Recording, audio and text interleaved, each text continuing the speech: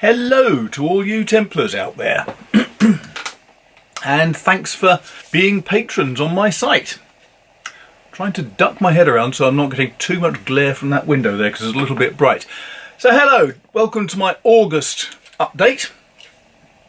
And the usual thing, of course, is that I talk a bit about the work that's been going on, what I've been doing, what I'm planning to do in the coming few weeks. And for Templars, well, where do I begin? First of all, what I've been doing. So let's just say that only a day or two ago this came out, which is, I have to admit, quite a cheerful little read. I like it. I've enjoyed writing it. It was quite a light-hearted book. It's got a good solid mystery in it. The reviewers so far have been really very kind, so I'm very happy with that. What does that mean? A book's come out. When my first book came out, The Last Templar, it was a joyous occasion. My mother baked a cake, which was in the form of a book, with writing on the outside saying The Last Templar, which I thought was very nice of her. She used to be very talented at cake making, bless her. Sadly, she's long gone now, so there is no cake with the launch of a book. Did the publisher spend anything for marketing or publicity? No, I'm afraid not. Seven House is a good publisher. They do a lot of really imaginative stuff on the internet. They send out a briefing document every time a book comes out, which is massive, and it goes into, has anything happened to you in the last few months that helped you with the book? What was the inspiration for the book? Did you discover anything really interesting while researching the book? It's all sorts of little snippets that they try to get you to put in, which is, I have to say, infinitely better than one of the big publishers. I haven't had any sensible marketing from my most recent publisher, Simon & Schuster, for about, let's think, not since Blood of the Innocents, so that's probably about 5 years ago. In fact, in the last 3 years, with 2 books being launched, the total marketing I've had from them has been one tweet. Literally one tweet. They didn't even announce the launch on their Facebook page. So you'll not be surprised to hear that I doubt whether I'll be working with Simon & Schuster in the future. Seven House, on the other hand, on launch day they had tweets about the special things I'd discovered about the period, how I did my research, 2 or 3 tweets about the fact the book was being launched. They had stuff on their Facebook account. I mean, basically they were doing things to try to sell the book, which is what the contract with a publisher and an author is supposed to do. The author gives the rights to the publisher for money so that the publisher can then sell the book to make money for the author. If the publisher's doing nothing to try to generate sales, then why on earth would an author be with them? You're far better off putting the book straight out as an ebook on internet and selling it yourself over Facebook. But that's a digression. This being Seven House, I've been wandering around the place because they're very good at their marketing. However, I'm not such a twit myself, honestly. A little while ago I got in touch with Libraries Unlimited. Now, Libraries Unlimited is a new charity that's been set up in order to take over all the libraries in Devon. Because here in the UK we suffer appallingly badly from dreadful policies in the last few years that have caused the closure of hundreds of libraries up and down the country. And these, I imagine politicians think, well, it's just something that only a few people use, it's not that important. Yes, it's crucial, because a lot of people who are elderly and hard up, or young and hard up, that's their only access to books. I can remember when I was a kid, my family was moderately wealthy, but they couldn't afford to keep up with my reading demands, and as a result I used to go down to Coulston and Purley libraries very, very regularly. They were absolutely essential to me when I was growing up. They introduced me to Michael Bond and Paddington Bear. They introduced me to Just William, the William Brown books. They introduced me to... I couldn't begin to list them all. A huge number of fantastic books. I would not have had the opportunity to read so much had there not been libraries. So Libraries Unlimited was a charity set up, and so far they haven't closed any libraries. Now that is good. You've got other county councils up and down the country closing down 20 or 30, but in Devon we still have all our libraries going. It's going to be a struggle to keep them going, I'm sure, but for as long as they can, at least we've got that resource, that essential resource for people to be able to go and pick up books, and that has to be a good thing. So I like libraries, and I got in touch with Libraries Unlimited over a couple of other things, and the lady I spoke to mentioned that they have an update every few weeks that they send out to all their librarians in the area. And I said, well, that's really interesting, because I'd like to visit lots of libraries. And they said, oh, well, tell us what you'd like to do and we'll have a look at it. And so I said, well, I'll give a talk all about how I created this book, what it's all about, how I thought up the ideas for it, and how would that do? And they were very pleased, and almost immediately I was invited to Tiverton, to Barnstaple, to Paignton, to Totnes and Oakhampton, 5 libraries. Tiverton sadly backed out because I was charging a fee of 50 quid, which I think's dirt cheap personally, but I also insisted that I did want my expenses paid to get to the library and home. Tiverton thought that that was going to work out a bit expensive because they're 100 odd miles round trip, so fair enough. So we didn't go to Tiverton, but I did do all the other ones, and the audiences were really very surprisingly good.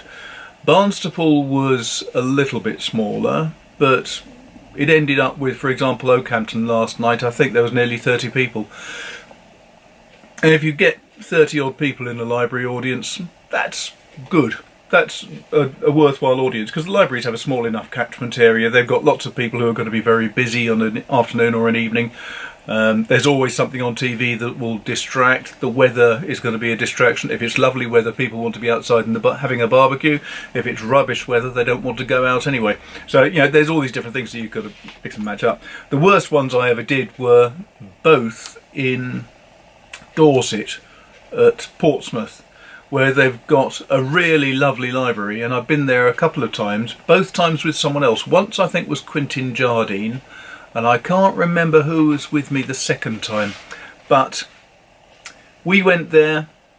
The first time we sat in the audience, there were us 2 to talk, and there were 3 people in the audience. The second time I think was with Quentin. There was us 2 there were 3 people in the audience. Very disappointing numbers.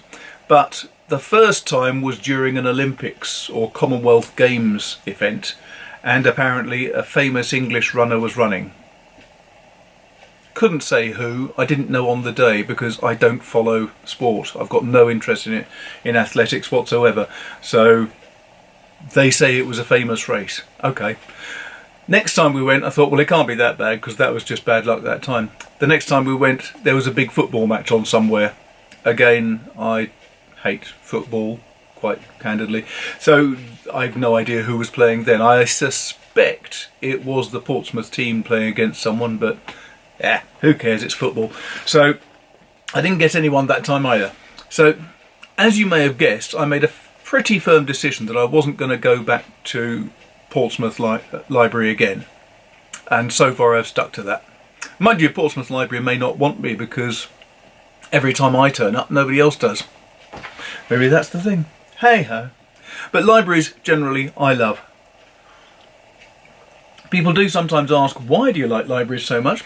I like them so much because, this may come as a surprise, but in the UK, if somebody borrows a library book, every time the book's borrowed, the author gets 8.5p. 8.5 pennies. Well, that's per loan, so each book could be borrowed 20, 30, 40 times. So those 8.5p's build up fairly rapidly. But let's put it on the other perspective. If you sell an e-book, say, so the publishers published your book, they produce an e-book copy, they decide to try to promote some interest in it, so they put it out for £1. Amazon demands an 80% discount on anything they get. So the amount of money going back to the publisher is going to be about 20p. The author is fortunate enough to get 25% of net receipts, so the author will get 5p. So we're far, far better off putting it out through a library than we are necessarily putting it out through Amazon or a mainstream publisher. And just actually building up from that, there's been a book recently published by the All-Party Writers Group, I should say,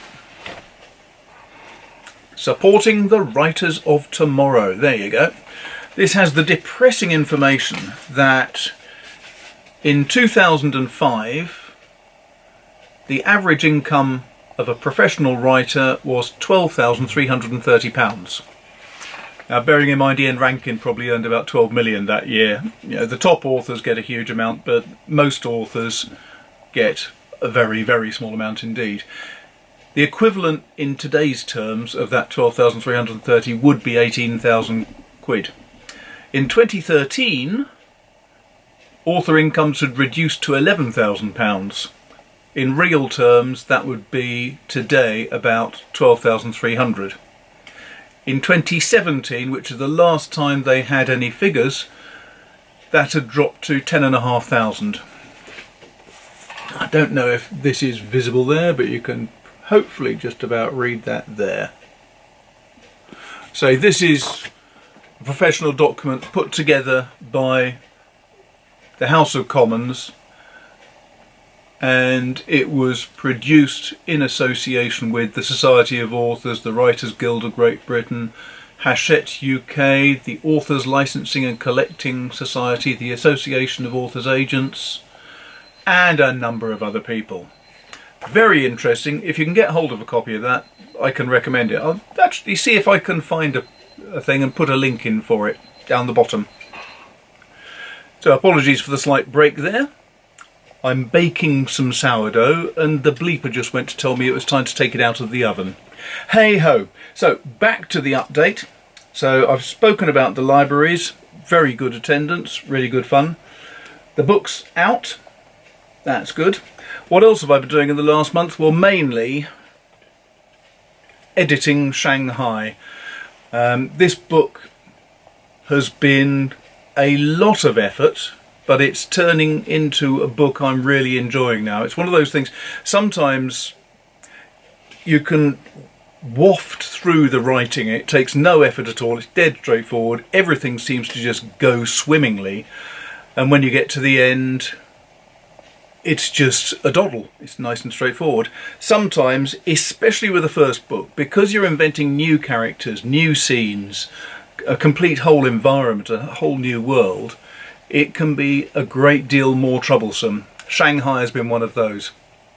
But I'm very happy with the characters I've got now. I'm happy with the plot.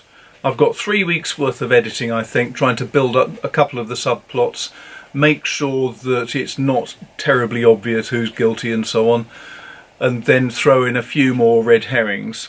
I think that'll be about 3 weeks' work. So I've got to print the whole thing out first, then start mucking about with adding in different sections and also deciding what is just padding and can be stripped out completely. As it stands right now, it's I think 150,000 words. I need to delete about 30,000 words. That's the sort of order of work I've got to do. But that's not such an issue. That's okay. The main thing I'm happy with now is that the characters are working, the plot's working, the location feels real to me. That makes the story believable. So that's all really good. And now, of course, I realise there's one important piece that I forgot to mention, which is what's coming up. What's coming up for me next is going to be writing a new book. Dear Old Seven House, now that they're happy with The Dead Don't Wait, have commissioned another 2 books. No idea what they're going to be called yet, but I've got a fairly good outline for one of them, for the first. And although, if you want to know exactly how I write, the main answer is I don't plan and I don't plot. I invent good characters and then I see how they get on with things. This book is based very much on Jack Blackjack and some difficulties that Queen Mary went through. So it's tying together a whole bunch of the history rather than anything else. And the interest, the crime is going to come out of all that. So it's going to be based on the politics of the time as usual. But I'm already looking forward to writing that. It's got a really nice feel to it. What I'm going to try to do though is, for the next 3 weeks, as I said, I'm going to be finishing the Shanghai story, which is called One More Dance Before I Die. So far, it may not end up in print as that name, of course. When I've done that, I'm going to move on to trying to write a short story which will be exclusive on here. Hopefully that'll be a little break for me from writing Shanghailanders and going straight on to the fifth in the Blackjack series. So it's just to give me a little break, write a short story. Hopefully you'll enjoy that. And then it'll be straight on with Blackjack. In the meantime, there's enjoyment as well. So there's Morris dancing. And now I'll seamlessly fit this back into the main thrust of the video. So we've just been dancing out as a Morris side in the last month. We did the Bears Lake Inn, we've done a couple of other locations. We're going to be at Sidmouth Folk Festival this coming Sunday, and the week after that we'll be dancing at the Dartmoor Folk Festival. And at the same time, if you're in Devon, if you're near Dartmoor, I'll have a craft tent table at the Dartmoor Folk Festival where I'll be selling books. So if you want some books, come on down and have a look. There's always plenty to do. And apart from that, I think that's about it. Thank you very much for watching this. Thanks again for being a patron. It makes a huge difference. And I am very grateful for the opportunity of talking to you as well. Plus having a slight rest and a cup of tea. Very nice this actually. It's Duchess Grey from Williamson's Tea Company. I'd never heard of them or it before, but it's sort of like an extra aromatic Lady Grey. Which is very, very nice. Very citrusy, very good. So, thanks very much. I'll speak to you again in a month's time. Cheers.